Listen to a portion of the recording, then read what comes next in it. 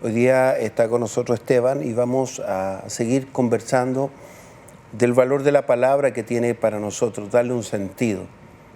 Su palabra es lo que nos va a potenciar nuestra mente, va a transferir del espíritu a nuestra humanidad la capacidad de ver lo que a veces nos cuesta ver. Por eso que el video es muy importante. No pierdas tu enfoque, no pierdas el propósito, no pierdas lo que el Señor ha dicho que somos nosotros. Ya no te sientas más como esa presa que es cazada, que es mutilada por la fuerza del enemigo, por Satanás, sino que cree lo que el Señor está haciendo y hará a través de ti. Esteban, bienvenido. Muchas gracias, apóstol. Qué bendición es poder compartir este tiempo para hablar de este Cristo que cambió nuestras vidas, que un día nos alcanzó y nos transformó de vencidos en más que vencedores, sí, como veíamos en ese video. Dice la palabra que somos más que vencedores por medio de aquel que nos amó. Y es de ese Cristo que estamos compartiendo hoy, y me gustaría poder continuar hablando de lo que hablamos la semana pasada respecto a la verdad del nuevo pacto. Y me gustaría hacer un breve repaso de algunos puntos que hablamos. La semana pasada dijimos, número 1, el nuevo pacto, donde nosotros vivimos hoy, fue prometido en el viejo pacto, fue anunciado proféticamente. Número 2, en el viejo pacto teníamos promesas, pero en el nuevo pacto tenemos hechos consumados en la obra de la cruz. Número 3, en el viejo pacto teníamos sombras y figuras, en el nuevo pacto tenemos la realidad y la sustancia. Y número 4, el nuevo pacto es mejor y está establecido sobre mejores promesas. Eso está en Hebreos capítulo 8, versículo 6. Y me gustaría continuar hablando de lo mismo y hablar de dos puntos adicionales. El primero, que sería el 5, es que el primer pacto se volvió viejo y está destinado a desaparecer. Y me gustaría poner como base Hebreos capítulo 8, versículo 13. Dice, al decir, nuevo pacto ha dado por viejo al primero, y lo que se da por viejo y se envejece está próximo a desaparecer. Entonces, lo que plantea aquí el escritor de Hebreos es que cuando leemos en Jeremías, leemos en todos los libros de los profetas que Dios anuncia, he aquí haré un nuevo pacto con la casa de Israel. Ese nuevo implica que el anterior se volvió viejo y por ende está destinado a desaparecer. Todo lo que se vuelve viejo está destinado a desaparecer porque viene algo mejor. Por ejemplo, cuando uno tiene un elemento, un artículo en su casa que ocupa tal vez o en la oficina para trabajar y se vuelve viejo, supongamos un celular que yo compro y se vuelve viejo, se me rompe la pantalla, ¿qué es lo que yo hago? Eso está destinado a desaparecer porque viene uno nuevo. Entonces el nuevo pacto viene a reemplazar el antiguo pacto, al mismo tiempo que el nuevo pacto es la sustancia y la realidad de todo lo que había sido prometido figurativamente y proféticamente en el viejo pacto.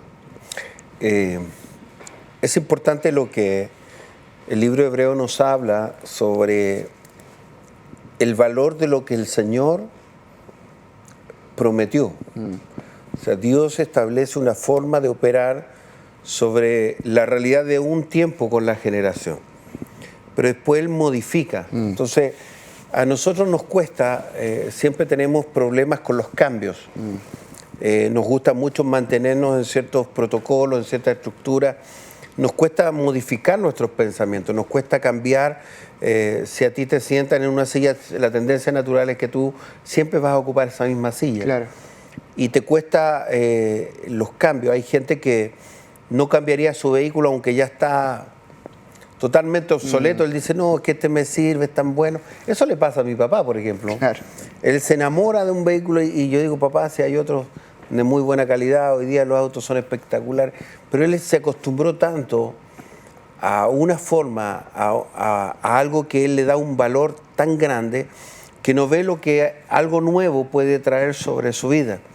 Y aún cuando nosotros lo vemos en la expresión de la Escritura, la Biblia habla sobre el vino nuevo. Cuando tú, a lo mejor si has consumido un poco de este vino dulce, tú pruebas el vino dulce y es sabroso. Sí. Pero el vino nuevo es mejor que eso, que el vino viejo, que el vino añejado. Y a veces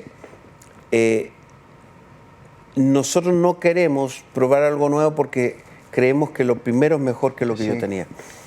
Y la Biblia dice que él no puede, el vino nuevo no se puede colocar en un odre viejo, porque se pierden ambos. O sea, hay una clara señalización de que hay cosas que deben ser transformadas y que nosotros debemos tener una mente diferente para descubrir lo que Él ha prometido. Una promesa del nuevo pacto, una promesa que tiene una validez hasta que el Señor venga. Sí.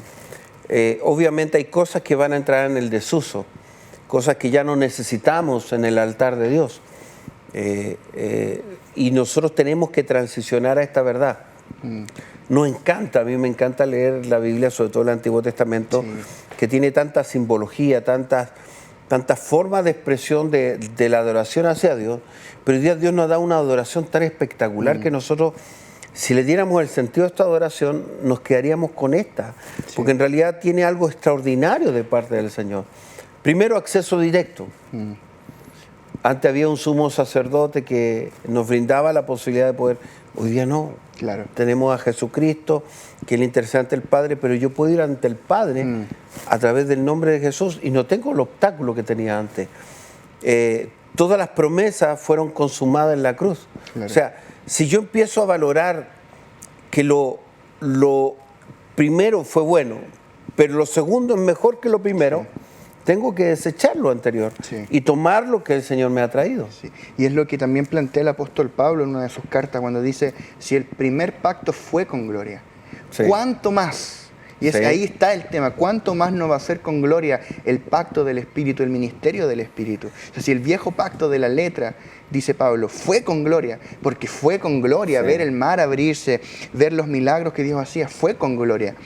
Pero aún mucho más glorioso es el nuevo pacto en el que hoy vivimos. Son mucho más poderosos los milagros que Dios hace hoy, las cosas que el Señor hace. Cuando Jesús dijo, ustedes harán obras mayores, los que creemos en Él, los que sí, seguimos a Cristo.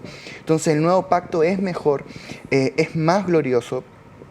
Y un punto que yo quería añadir acá, que sería como el punto número 6, y es que el viejo pacto tenía defectos. ¿Cómo así? Si la ley es perfecta, dice la palabra en Romanos 7 que la ley es perfecta, pero como pacto tenía un defecto, y lo dice Hebreos capítulo 8, versículo 7, dice, porque si aquel primer pacto hubiera sido sin defecto, ciertamente no se hubiera procurado lugar para el segundo. O sea, había un defecto como pacto, no en la ley, porque la ley de Dios es perfecta, es eterna la ley de Dios. ¿Dónde estaba el defecto? En que la ley nos ponía las demandas de Dios, pero no nos daba la capacidad para cumplirlas. Entonces, el defecto de la ley no estaba en la ley, sino en la naturaleza adámica, la naturaleza humana, caída, corrupta por el pecado, que estaba desahuciada, la carne que llamamos nosotros. Entonces, había un problema de naturaleza que yo, y lo explica muy bien Romanos 7, que yo en mi mente quiero agradar a Dios, yo sé la ley de Dios, sé sus mandamientos, pero no puedo, porque el pecado mora en mis miembros. O sea, yo estoy vendido al pecado. Entonces, ahí entra el tema de la gloria del nuevo pacto, que es que en el nuevo pacto no solo Dios me da su ley, sino que Dios me da la capacidad para cumplir esa ley. Claro. ¿Cómo? Orgánicamente. ¿Cuál es la gloria del nuevo pacto? Que Cristo mismo fue impartido dentro de nosotros. Que el día que nosotros recibimos a Cristo en nuestro corazón, hicimos esa oración de fe maravillosa, Señor, yo te recibo en mi corazón, te acepto como mi Señor, mi Salvador. Ese día, aunque tal vez no hayamos sentido nada tan espectacular, tal vez no vimos ningún ángel, o tal vez sí, pero ese día Cristo mismo vino a morar en nuestro espíritu, a vivir dentro. El Cristo que mora dentro de nosotros, intrínseco, el Cristo impartido. Y eso lo cambia todo, lo cambia todo. Por eso que Jesús le dijo a sus discípulos sobre el Espíritu Santo, antes de Él morir y resucitar, les dijo, el Espíritu Santo está con vosotros, pero ahora estará en vosotros. Entonces ese Cristo que viene a vivir dentro de mí me da la capacidad de ser transformado y de poder agradar a Dios. Entonces el nuevo pacto no solo me pone la medida de Dios, me da la capacidad en Cristo, y ahí nos empieza a hacer sentido cada vez que la Escritura dice en Cristo. O sea, yo soy más que vencedor en Cristo, aquel que me amó. Entonces cuando veíamos, por ejemplo, la cacería, yo en mi carne natural, yo soy una víctima del sistema, vivo como un derrotado, pero en Cristo que mora en mí, yo todo lo puedo en Cristo porque ese Cristo me fortalece. Ese video muestra dos realidades y una es que mucha gente, muchos cristianos, se sienten como la presa, se sienten derrotados, se sienten angustiados y no le han dado el valor a lo que el Señor hizo como recreación en nosotros. Fuimos recreados por Dios. Entonces, al ser recreados, nosotros tenemos la autoridad del nombre de Jesús para operar, para declarar, para decretar cosas que van a suceder sobre el ambiente. Jesús, si yo veo lo que sucede en el Antiguo Testamento y lo que sucede en el Nuevo Testamento, por ejemplo, de los más connotados dentro del Antiguo Testamento está un Elías, un Eliseo, que lo vemos sobrando en sanidades, en situaciones sobrenaturales. Moisés, ¿cierto?, en todo lo que es el proceso de liberación de Egipto. Pero en Jesús vemos una serie de milagros, de cosas potentosas que ocurrían todos los días. Y aún la Biblia dice que no habría libro para escribir todo lo que es Jesús. O sea, fueron tomados eventos de Jesús para poder narrarlo en la Escritura. Entonces, es decir, lo nuevo trae un cambio, primero, de pensamiento, segundo, de acciones. Hoy día no tengo que tener un protocolo como en el Antiguo Testamento para llegar a Dios. Segundo, yo puedo ver constantemente al Señor en todo mi día. 24/7, no necesito otra expresión. Es fabuloso hoy día poder, cada vez que yo digo Señor Jesús, Él está. Acceso directo, es dinámico, es automático. Entonces, si yo valorizo esto que Hebreo nos habla, de lo que es mejor para mí, porque Dios lo planeó para mí. Y obviamente si lo ha planeado es porque sabía que el hombre, por sus méritos, nunca iba a poder alcanzar lo que Él decía, lo que Él quería del hombre. Solamente a través de la obra y muerte de Jesucristo y la resurrección podía provocarnos. Hoy día el poder de la resurrección opera en nosotros y debemos validar esa palabra y poder operar bajo esa dimensión del cielo. Hoy Cristo está mucho más cerca de lo que nosotros pensamos, porque está dentro. Entonces, uno puede hacer la comparación entre el Dios que disfrutaba Adán en el huerto, antes de la caída, antes del pecado. Él dice que Adán hablaba con Dios al aire, en el huerto. O sea, él tenía un Dios ambiental donde él hablaba con Dios y escuchaba la voz de Dios. Eso era glorioso. No podemos desconocer, era glorioso. Y Dios hablaba con Adán. Era un ida y vuelta. Pero hoy ya no tengo un Dios ambiental, tengo un Dios intrínseco, porque ese Dios ahora vive dentro de mi espíritu. Está dentro de mí, morando. Cristo mora en mí. Por eso dice el apóstol Pablo, ya no vivo yo, Cristo vive, ¿dónde? En mí. Entonces, es un tema porque uno siempre mira a Adán y como que tiene una sana envidia, entiéndase la palabra, a lo que tenía Adán, porque uno dice, oye, hablaba con Dios al aire del huerto, pero el tema es que Dios venía de visita y luego Dios se iba, y luego uno podría suponer, todas las mañanas Dios venía de visita y hablaba con él. El problema es qué pasaba cuando Dios se iba, que vino la serpiente. Entonces el riesgo de vivir con un Dios de visitas, un Dios ambiental, que yo voy a la iglesia, voy al templo, como yo le llame, y yo creo que ahí está la presencia, perfecto. El problema es cuando llego a mi casa, ¿qué ocurre allí? O si yo creo que cuando yo oro y viene la presencia de Dios, esos términos que tenemos nosotros, que viene la presencia de Dios, está fantástico. El problema es cuando se va, según yo. Entonces, cuando yo vivo con un Dios ambiental, yo tengo un riesgo. Pero cuando a mí se me revela el Dios intrínseco, que Dios mora en mi espíritu, eso es una gloria que... Yo recuerdo una vez un amigo que es brasilero, que la primera vez que él escuchó esta palabra comenzó a llorar. Dijo, yo no soy digno de que Dios viva en mí, de que Cristo more en mí. Yo no soy digno, yo soy pecador. Y ahí entra la gracia, y para eso es la gracia, para que Cristo more en nosotros, y ese Cristo me hace vencer, ese Cristo me da el poder para vencer cualquier circunstancia, porque ya no son mis fuerzas, es la fuerza de Cristo que mora en mí. Es maravillosa la revelación del apóstol Pablo, de cómo él entiende la obra consumada de Jesucristo, el valor de la cruz, el valor del sacrificio de lo que yo voy a hacer para alcanzar al Señor, del lugar que le coloca al Señor en su vida, de la forma de renunciar constantemente para ver al Señor Jesús. O sea, el apóstol Pablo tiene una revelación tan clara de la vida y obra de Jesucristo extraordinaria, que ninguno de los demás apóstoles la tuvo. Sí. Ninguno tiene tanta escritura y tanto nexo hablando de la obra y todo el proceso de la cruz de Jesús. El apóstol Pablo sí, una gran verdad transmitiéndonos para que nosotros podamos tener eso que está escrito para hacernos parte de nuestra vida y poder vivirlo. Sí, el apóstol Pablo, cuando escribe Romanos, porque Romanos es una carta muy especial, porque no fue escrita en respuesta a una necesidad puntual, para responder a un problema, fue escrita para exponer lo que él llama el Evangelio de Dios.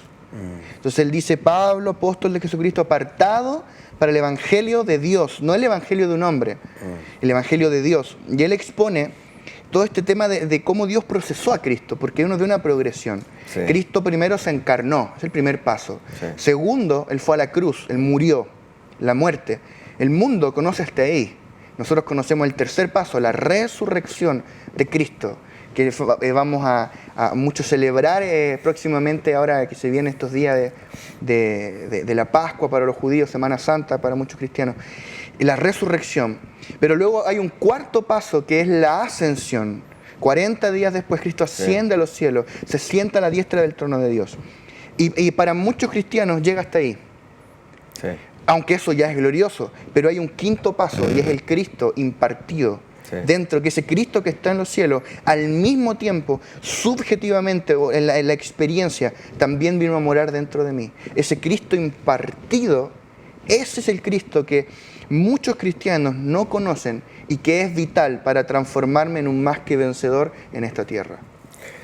Es maravilloso poder escuchar a través de la vida de Pablo cómo él se presenta, de cómo él expone la obra y todo lo que Jesús está haciendo. Sí.